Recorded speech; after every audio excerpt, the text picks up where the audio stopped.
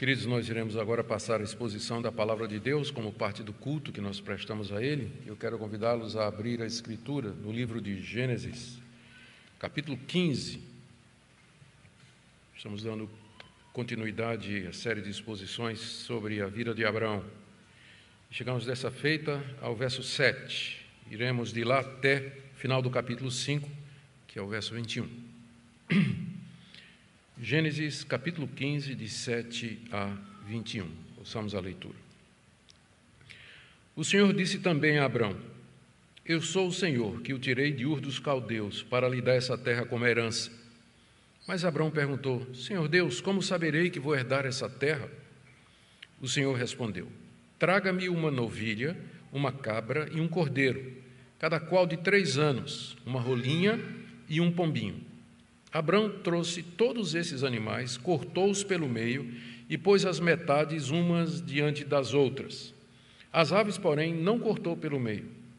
Aves de rapina desciam sobre os cadáveres, porém Abrão as enxotava. Ao pôr do sol, um profundo sono caiu sobre Abrão, e grande pavor e densas trevas tomaram conta dele. Então o Senhor lhe disse: Fique sabendo com certeza que a sua posteridade será peregrina em terra alheia, será reduzida à escravidão e será afligida durante 400 anos. Mas eu castigarei a nação que os afligir, que os escravizar. Depois eles sairão com muitas riquezas. E você irá para junto de seus pais em paz, será sepultado em boa velhice. Na 4ª geração voltarão para cá, porque a medida da iniquidade dos amorreus ainda não se encheu. Quando o sol se pôs e houve densas trevas, eis que um fogareiro fumegante e uma tocha de fogo passaram entre aqueles pedaços dos animais. Naquele mesmo dia o Senhor fez uma aliança com Abrão, dizendo: A sua descendência dei essa terra, desde o rio do Egito até o grande rio Eufrates, a terra dos queneus, dos quenezeus, dos cadmoneus, dos heteus, dos ferezeus, dos refaíns, dos amorreus, dos cananeus, dos girgazeus e dos jebuseus. Até aqui, queridos, a leitura da Palavra de Deus. Oremos mais uma vez. Pai, nós, diante da Tua Palavra, reconhecemos que sem a orientação do Espírito Santo, nós não podemos compreendê-la salvadoramente e nem como aplicá-la ao nosso coração. Por isso pedimos que abras os nossos olhos para que vejamos as maravilhas da Tua lei. Teu Espírito Santo nos ilumine na sua compreensão. Pedimos isso, Senhor, para nossa edificação, crescimento, correção, conforto em dias difíceis. Em nome de Jesus. Amém. Queridos irmãos, a maior garantia que Deus pode dar de que Ele vai cumprir todas as suas promessas é Ele mesmo, porque não existe nada maior ou além da pessoa de Deus, pelo qual Deus possa jurar. Na sua misericórdia, Deus desce até o homem e se oferece ao homem em aliança. Ele se oferece como a garantia das suas promessas, oferece o próprio ser e quem ele é, como segurança de que tudo aquilo que ele diz e tudo aquilo que ele promete, ele haverá de fazer. É o que nós veremos hoje nesse relato onde ele vem fazer uma aliança com seu servo Abrão. Na mensagem anterior, nós vimos como Deus havia aparecido a ele, a Abrão, numa visão de noite e reassegurando Abrão da sua proteção e das suas promessas. E Abrão aproveitou para se queixar diante de Deus, que já fazia bastante tempo que as promessas tinham sido feitas e que ele continuava sem ter filhos. E mais ou menos dizendo: o Senhor me prometeu dar essa terra, me prometeu fazer de mim uma grande nação, uma descendência numerosa, mas o tempo está passando, eu estou ficando velho, minha mulher é estéril, e como é que é isso? Deus então conforta e anima Abrão, dizendo que ele vai ter um filho natural e que sua descendência seria tão numerosa como as estrelas do céu que Abrão podia contar durante a noite. E o texto nos diz que Abrão creu em Deus e que aquilo lhe foi imputado para justiça. Agora nós veremos a continuação desse texto em que, mesmo depois de ter crido, Abrão busca uma certeza maior da parte de Deus, uma garantia da parte do Senhor, de que ele realmente haveria de herdar aquela terra. E aqui nessa passagem, então, nós temos o relato de como Deus atendeu o pedido do seu servo e entrou em aliança com ele, se colocando como garantia de que a sua palavra haveria de se cumprir e que Abrão haveria de herdar aquela terra.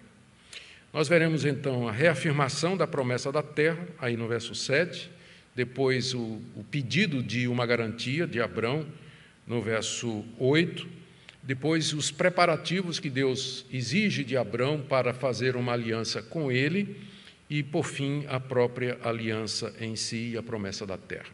Queira nosso Deus nos abençoar na compreensão dessa passagem muito rica e desafiadora também. Vamos começar, então, com a reafirmação que Deus havia feito a Abrão quanto a herdar a terra, que está aí no verso 7. O Senhor disse também: eu sou o Senhor que o tirei de Ur dos Caldeus para lhe dar essa terra como herança. A palavra também aí indica que esses eventos aconteceram naquela mesma noite em que Deus tirou Abrão da tenda, mandou ele contar as estrelas do céu, se ele pudesse, e disse: assim será a tua descendência. E aí então Deus continuou a falar com Abrão. É isso que esse também aí significa. Deus reafirma nessa apresentação que ele faz, nessa declaração, ele reafirma o propósito pelo qual ele chamou Abrão. Ele diz aqui: eu sou o Senhor. O nome de Deus aqui é Yahweh, que é o nome pelo qual ele se revelou desde o início do livro de Gênesis. Ele é o Deus que tirou Abrão lá de Ur dos Caldeus, é o mesmo Deus que chamou Abrão lá da Mesopotâmia, onde ele morava e onde adorava outros deuses. E era o Deus que iria dar aquela terra à sua descendência, como propriedade e posse. Era o mesmo Deus. Mas Abrão quer uma confirmação, verso 8. Senhor Deus, como saberei que vou herdar essa terra? Ele se dirige a Deus aqui como Adonai Yahvé. Adonai significa Senhor, dono, soberano, e seria mais bem traduzido como soberano Senhor, como saberei que eu vou herdar essa terra? Como algumas versões já traduzem, soberano Senhor. Isso indica que ele não está duvidando da soberania e do poder de Deus, ele apenas deseja uma confirmação de que o soberano Senhor, a quem ele se submete, vai cumprir a sua palavra. Poderia ser traduzido assim: como posso ter certeza de que essa terra de fato será minha propriedade? Como é que eu posso ter certeza? Ele queria isso porque a terra, no momento, era habitada por povos cananeus hostis e ele continuava sem ter uma descendência. E sua fé precisava de um reforço, precisava de um apoio, uma confirmação da parte de Deus. Ele já tinha crido na promessa de Deus, conforme nós vimos no capítulo 15, verso 6. Abrão creu em Deus, e isso lhe foi imputado para a justiça. Mas a fé verdadeira, ela nunca é tão absoluta que não precise de ajuda e de socorro para se firmar. Todos nós, por mais que creiamos em Deus, por mais que confiemos no nosso Deus, precisamos de ajuda para que esta fé se fortaleça e ela se solidifique nas promessas de Deus. E é isso que ele aqui está pedindo ao Senhor, uma ajuda, uma confirmação para aquilo que ele já havia crido. Em seguida, em resposta à ânsia do seu servo, a angústia do seu servo, Deus se prepara para fazer uma aliança com ele. Está aí do verso 9 até o verso 12. A resposta que Deus vai dar a Abrão virá de duas maneiras. Ele primeiro vai revelar a Abrão o tempo em que a promessa da terra vai se cumprir, que é a primeira parte que nós vamos ver, e em seguida ele faz uma aliança com Abrão para assegurá-lo do cumprimento daquilo que prometeu. Nós precisamos ter em mente aqui alguns pontos para entender o que virá aqui em seguida. Deus já tinha feito no livro de Gênesis 3 alianças, pelo menos 3 alianças. Fez uma com Adão, chamado Pacto das Obras, lá no Jardim do Éden. Em seguida, fez com ele o Pacto da Graça, logo depois da queda. Depois, mais tarde, com Noé, como um desdobramento do Pacto da Graça, Deus fez o Pacto da Criação, prometendo que não destruiria o mundo mais com o dilúvio. E agora ele vem fazer um pacto, uma aliança com seu servo Abrão. Esses pactos e alianças, eles eram atos soberanos e generosos da parte de Deus. Eles não eram um acordo entre duas partes, do tipo assim, Deus chamou Adão e disse, vamos fazer um acordo aqui, Adão. Ou Deus chamou Noé e disse, vamos fazer um acordo, Noé. Ou Deus chama Abrão e diz aqui, vamos conversar aqui sobre os termos do nosso relacionamento. Não, esses pactos, eles são iniciativas soberanas de Deus, são unilaterais. E para nós não pensarmos que isso é alguma coisa exclusiva da Bíblia, a arqueologia e a história nos revelam que esse tipo de pacto unilateral era muito comum no Antigo Oriente, quando o suzerano ou soberano, o rei de uma determinada região, de uma cidade, ele simplesmente chamava o seu povo e dizia, eu faço uma aliança com vocês agora, vocês são o meu povo, eu como rei prometo proteger vocês, lutar as guerras de vocês, mas em troca eu quero lealdade e que vocês contribuam para o sustento do reino. Então, eram pactos unilaterais, não era assim, sentar na mesa para discutir os termos da relação. Não, era alguma coisa que vinha soberanamente da parte de Deus para com aquelas pessoas com quem Ele misericordiosamente havia decidido fazer uma aliança. E essas alianças geralmente implicavam os seguintes elementos: garantias que eram dadas pelo rei, as condições e deveres do povo, promessas e ameaças feitas pelo rei, promessas se o povo obedecer os termos do pacto e ameaças se o povo desobedecer os termos do pacto, e os símbolos, aquilo que simbolizava aquela aliança que também era estabelecido pelo soberano. A aliança que Deus vai fazer agora com Abrão, ela é baseada nesse tipo de pacto que era comum no Antigo Oriente. Por isso que vai ser da forma como nós vamos ler em seguida. O alvo de Deus é assegurar Abrão de sua promessa, como ele havia pedido de maneira tão humilde. Vejamos então os preparativos que Deus determinou a Abrão para a aliança que ele pretendia fazer com ele. Está aí do verso 9 até o verso 10. Existem diferentes opiniões sobre o ritual que a gente vai ler aqui. Esse negócio de pegar os animais, cortar, separar, fazer 2 fileiras, passar pelo meio. Existem diferentes interpretações a respeito desse ritual. Mas eu vou seguir aqui a interpretação que me parece menos complicada, que está mais perto do contexto. Essa aliança aqui, como eu disse, ela é firmada segundo o modelo oriental, quando 2 partes faziam um profundo e importante acordo. O que é que eles faziam? Isso era costume daquela época. Isso é costume daquela época. Outros povos faziam isso. O que é que se faziam? Animais eram cortados no meio e colocados em fileira, representando as 2 pessoas que iam fazer o pacto ou a aliança. Então, uma vez que os animais eram cortados e colocados um em frente do outro, as 2 pessoas que estavam entrando numa aliança, elas caminhavam entre as metades dos animais. E esse passar pelo meio dos animais cortados significava 2 coisas. Primeiro, a união das 2 partes, a passagem deles pelo meio juntaria as partes que foram cortadas. E segundo, e o mais importante, eles estavam dizendo assim, se eu quebrar um dos termos, ou se eu quebrar a aliança que nós estamos fazendo agora, que eu seja como um desses animais, que eu seja morto. Era uma espécie de autocondenação ou auto-amaldiçoar-se se ele quebrasse os termos daquela aliança. Por isso os animais mortos e cortados ao meio. Esse era o simbolismo. Após isso, o pacto estava confirmado, ele estava estabelecido, firmado. E ambas as partes se comprometiam às condições e à maldição do pacto, que eu seja como um desses animais se eu quebrar a minha palavra ou se eu não cumprir os termos da aliança. É interessante que, em hebraico, a expressão fazer uma aliança, que vai aparecer aqui no verso 18, naquele mesmo dia, o Senhor fez uma aliança, literalmente no hebraico é cortar uma aliança. Não se fazia aliança, se cortava uma aliança, exatamente por conta do simbolismo dos animais cortados e da passagem pelo meio deles, com essa maldição auto-invocada em caso de quebra da aliança. Para a gente não pensar que isso só acontece aqui, eu marquei aqui, se vocês quiserem abrir, lá em Jeremias, deixa Bota o dedão aqui em Gênesis, tá? E com a outra mão você abre lá em Jeremias,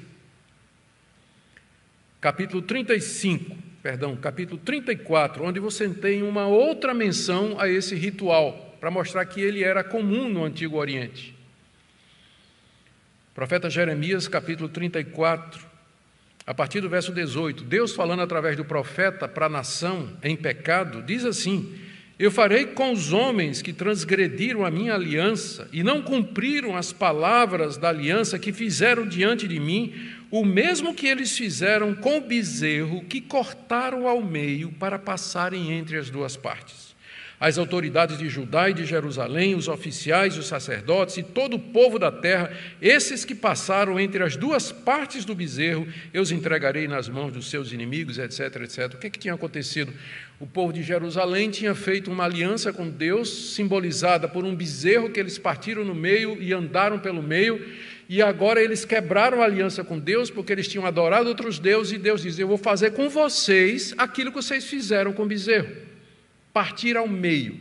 Então, é isso que esse ritual significava. As pessoas que passavam pelo meio das partes cortadas dos animais cortavam uma aliança na qual eles diziam que eu seja amaldiçoado, que eu seja morto como esses animais, se eu quebrar os termos da aliança.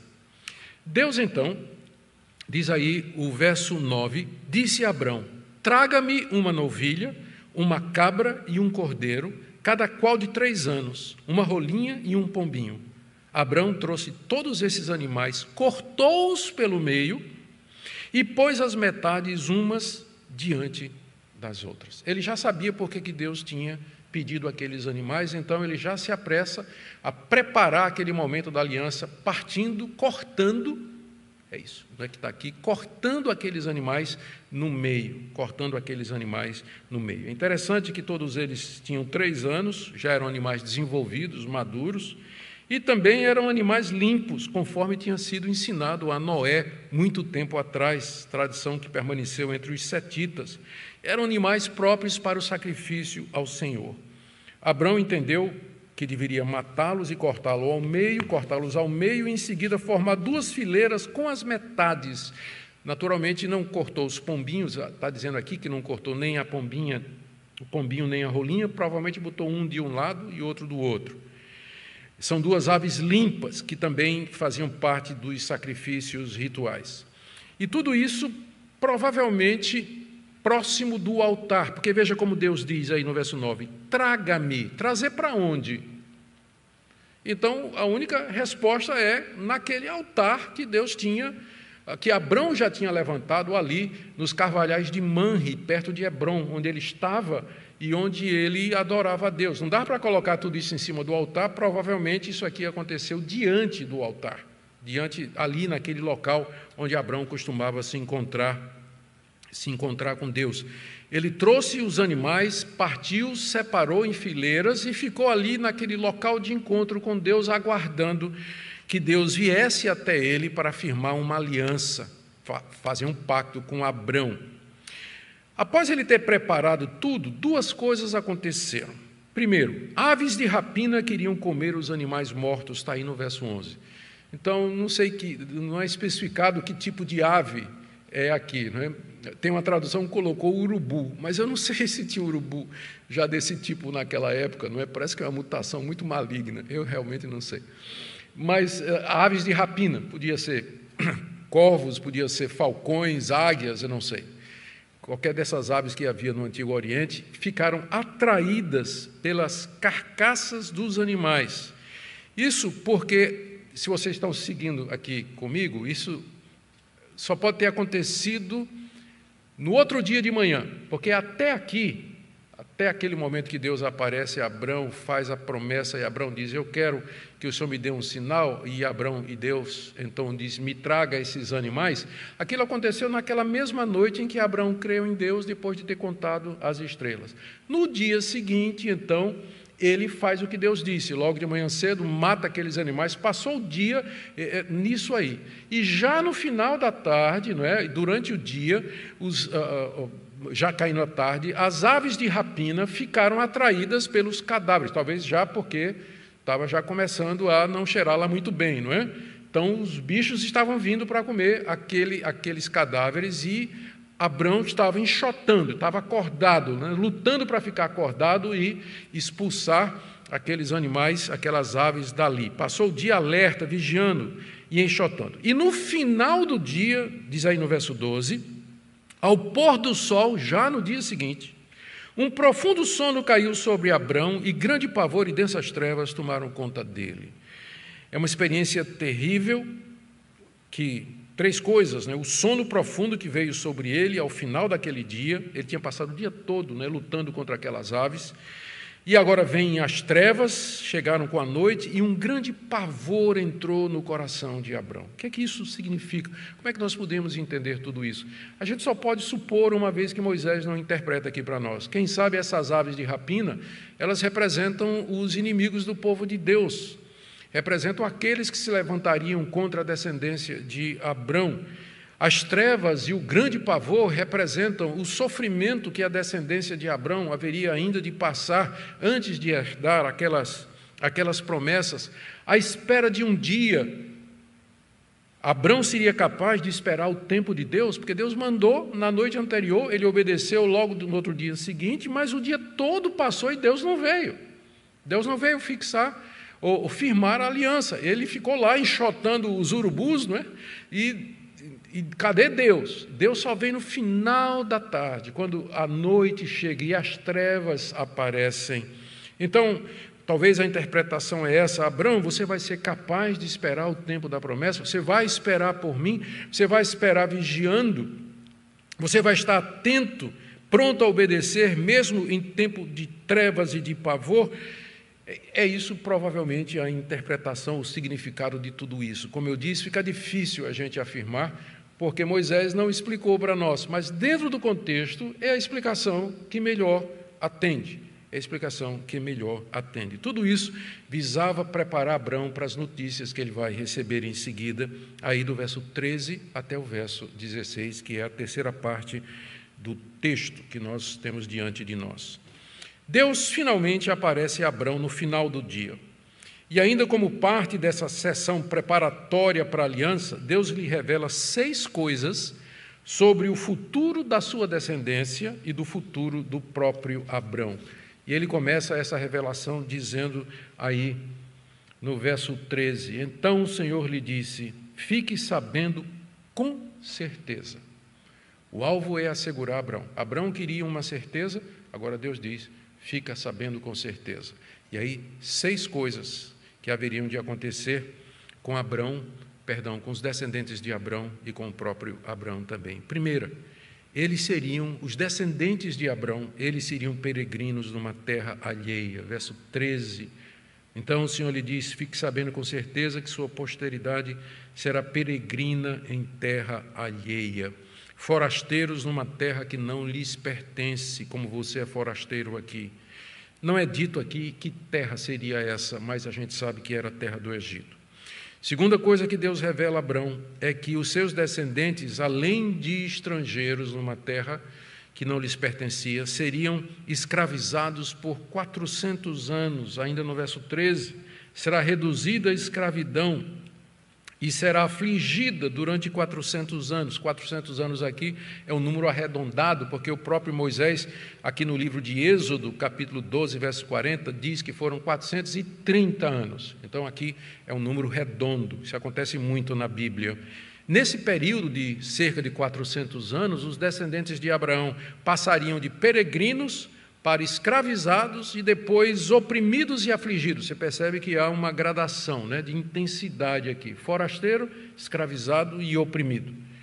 Então, era isso que haveria de acontecer com seus descendentes. Terceira coisa que Deus revela a Abrão, naquele momento, aí no verso 14, é que Deus haveria de libertar os seus descendentes depois desse período. Verso 14, eu castigarei a nação que os escravizar, depois eles sairão com muitas riquezas. Aqui não é revelado que nação era essa, e que a gente sabe agora que é o Egito, E aqui Deus está agindo como disse Abrão: eu abençoarei os que te abençoarem e eu amaldiçoarei os que te amaldiçoarem. E isso vale para a descendência de Abrão. Eles seriam maltratados no Egito, Deus então viria contra o Egito e haveria de castigar aquela nação que escravizou os descendentes de Abrão.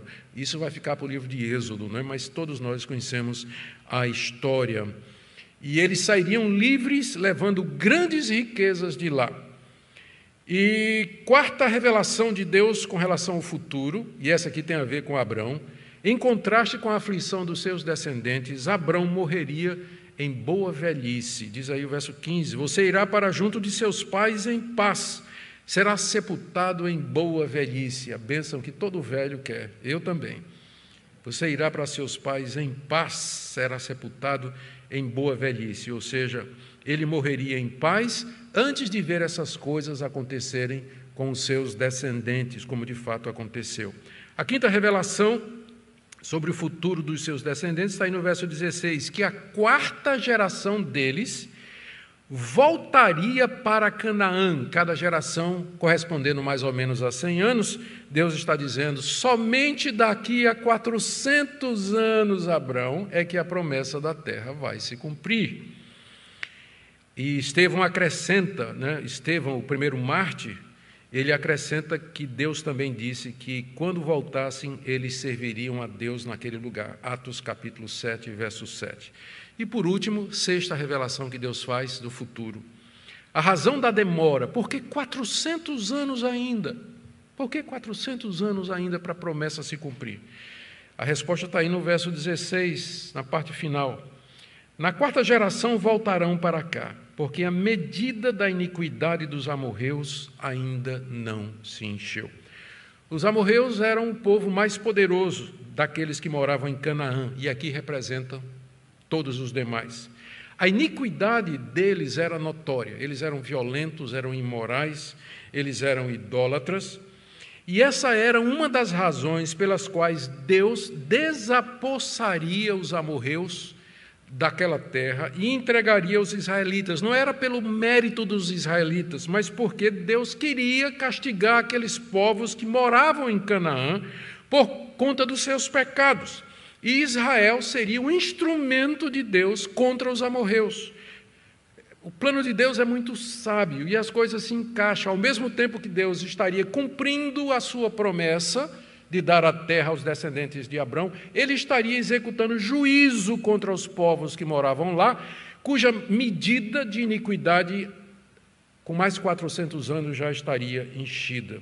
Por isso que, mais tarde, quando Deus manda Josué conquistar a terra, ele manda destruir completamente todos aqueles povos. Não era para poupar nada, era para trazer todos debaixo ou passar a todos pelo fio da espada, porque Deus estava agora na hora de trazer juízo e castigo sobre os amorreus que moravam naquela terra, que moravam naquela região. Mas, por enquanto, ele diz a Abrão, é interessante essa expressão, por enquanto a medida da iniquidade deles não está cheia.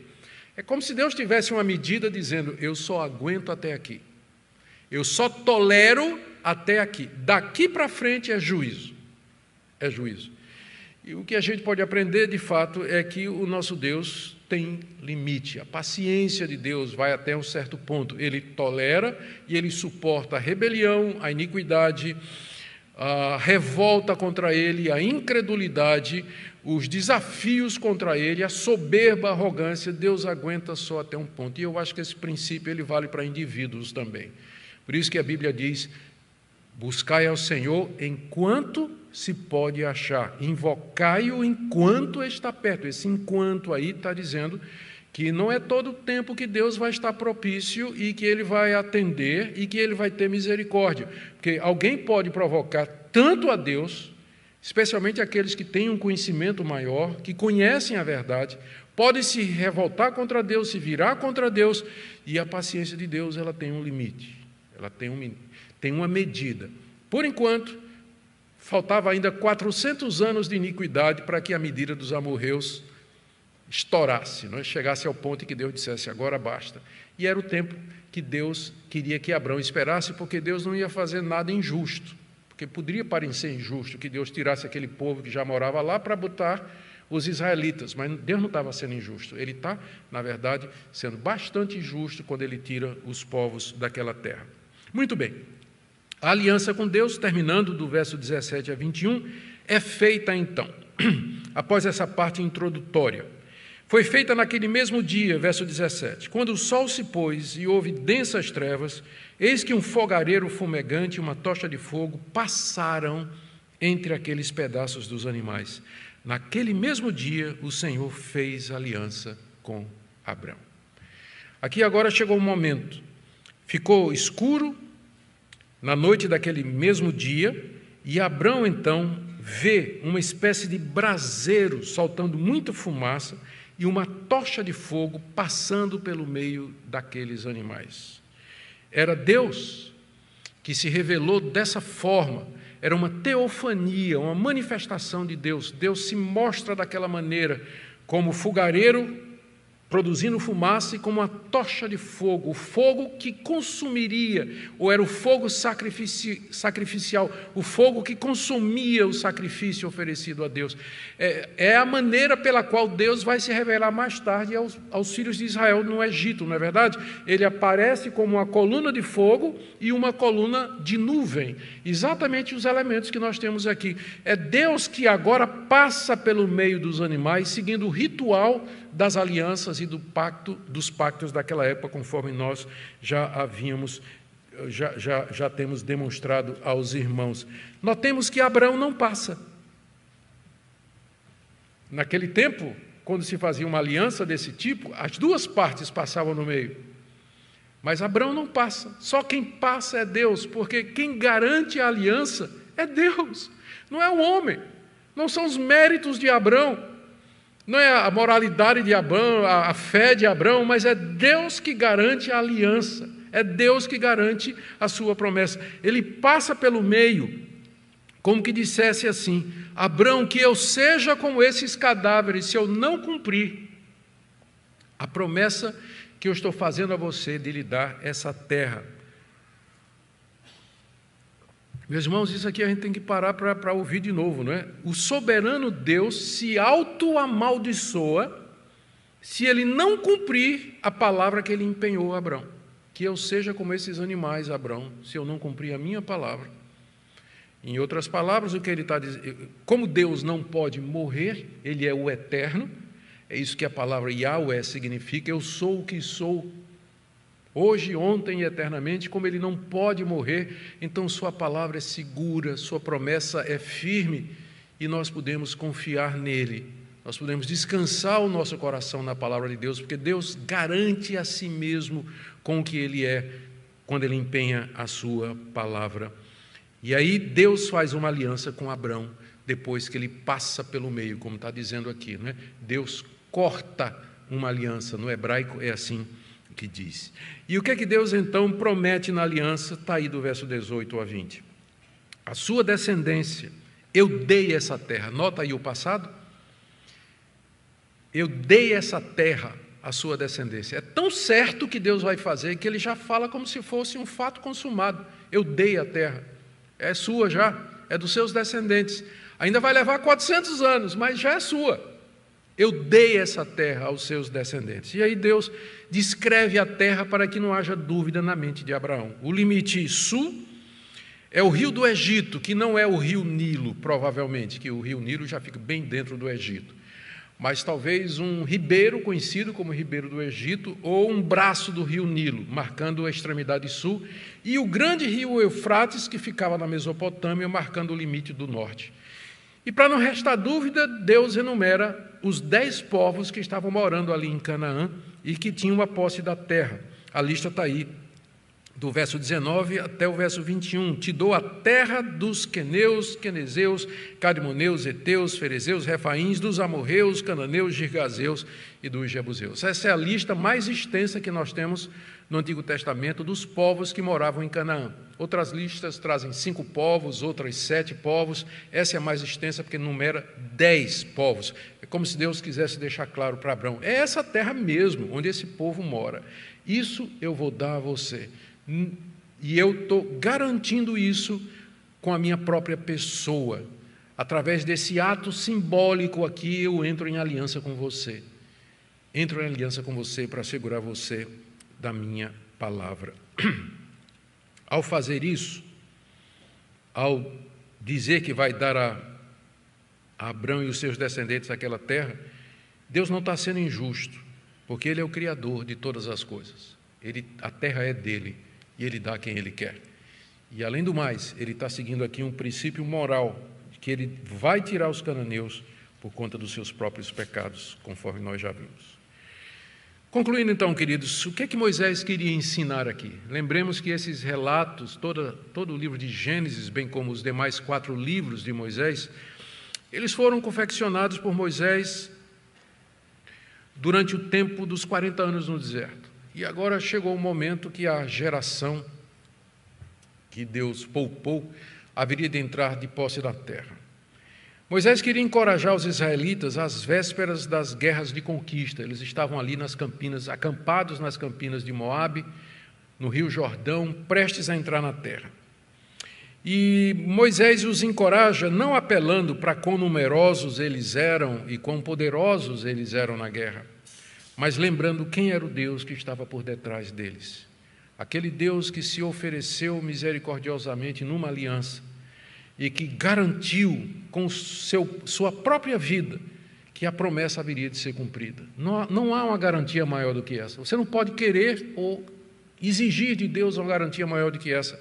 Ele entrega a sua própria vida como garantia de que tudo o que Ele prometeu, isso haverá de ser cumprido.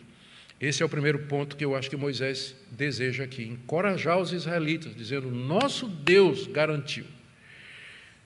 Deus havia feito uma aliança com sangue, aliança de sangue com Abrão, e Ele vai cumprir suas promessas. Eles eram a 4ª geração, aquela 4ª geração que Deus falou, era essa agora a quem Moisés está escrevendo esse livro e fazendo esse discurso. Vocês são a 4ª geração. Vocês tinham sido escravos por 430 anos no Egito, Deus os tirou de lá, exerceu juízo, vocês saíram com muitos bens e propriedades, e agora está na hora de vocês entrar na terra prometida. Se Deus cumpriu a primeira parte daquilo que prometeu, Ele também vai cumprir a segunda parte, que é a posse da terra. Nós podemos tirar algumas aplicações para nós. Primeiro, eu queria trazer uma palavrinha agora para você que está achando que Deus está demorando demais para responder, que talvez sua aflição esteja se prolongando e que o tempo está correndo e você não vê resposta das suas orações. Abrão passou 10 anos e ele já estava achando muito, porque Deus estava demorando em cumprir a promessa. Quando Deus apareceu para ele, ele disse: Abrão, sossega, são na verdade 400 anos. Não passou nem 10 anos e você já está assim, são 400 anos pela frente. O relógio de Deus não é o nosso. E Ele não anda pelo mesmo ritmo histórico que nós andamos. Os planos de Deus são outros, os pensamentos e os caminhos dele são superiores aos nossos. A gente compete a Deus cumprir as suas promessas e responder às orações no tempo dele.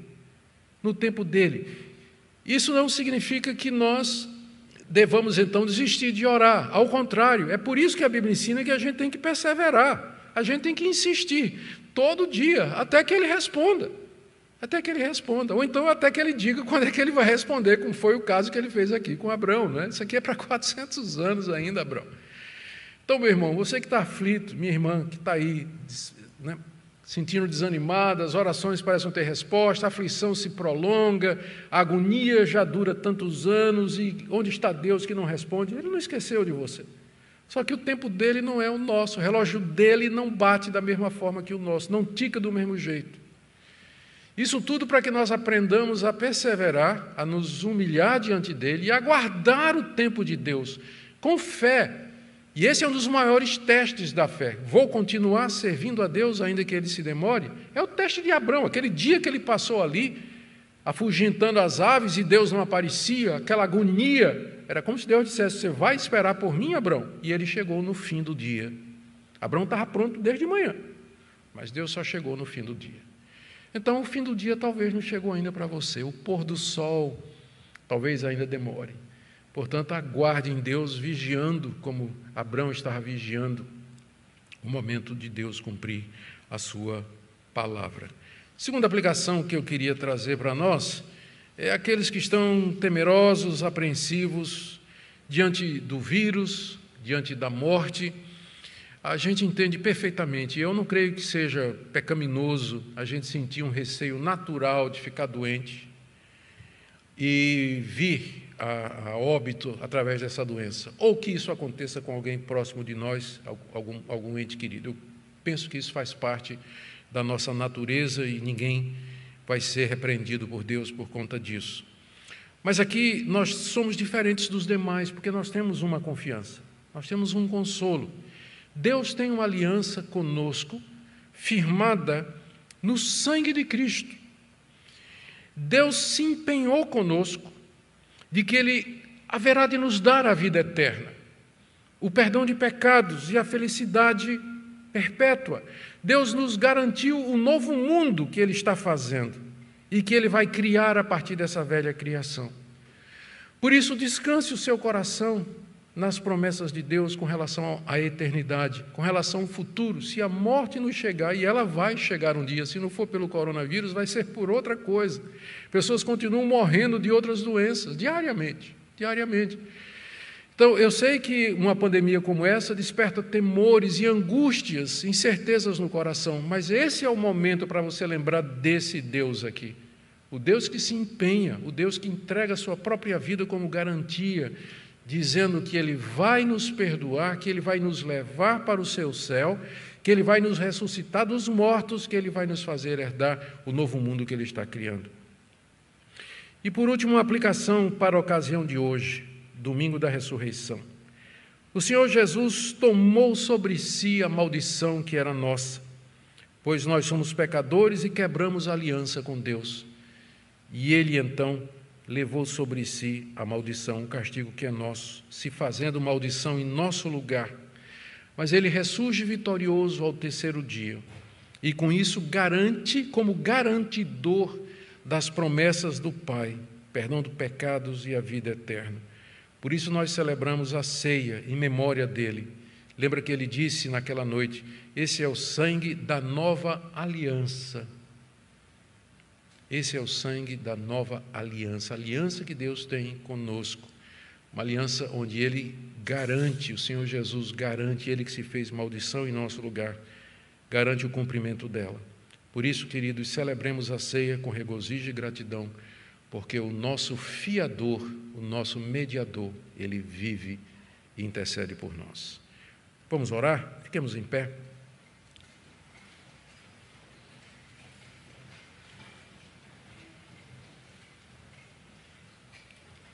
Já quero convidar o reverendo Jaidson a vir à frente, reverendo, e proceder com a celebração da ceia logo após a nossa oração.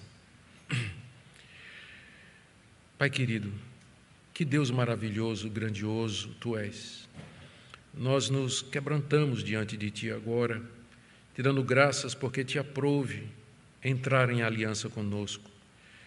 E o Senhor nos deu como garantia Sua própria vida, na pessoa do Teu Filho, que lá na cruz morreu por nós, se fez maldição em nosso lugar, de forma que nós podemos ter certeza da vida eterna, certeza da ressurreição, certeza do mundo vindouro que o Senhor prometeu.